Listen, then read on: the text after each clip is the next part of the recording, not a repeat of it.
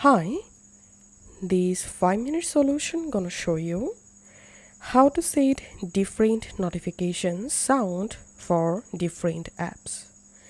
Go to your Android phone settings app and tap on notifications, and here tap on app notifications, and here you will find all of your Android phone apps. Now go ahead and open the app where you want to set a different notifications.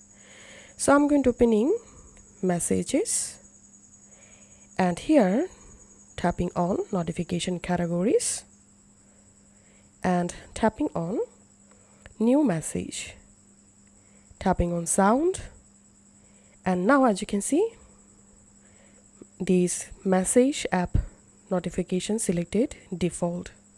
Now from here you can easily select a different notification sound for the app. And now go back to your notification settings again, and now select another app.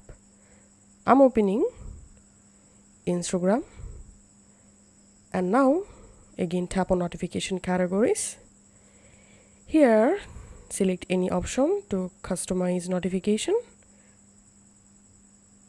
and tap on sound, and now from here you will be able to select a different notification sound for the specific app.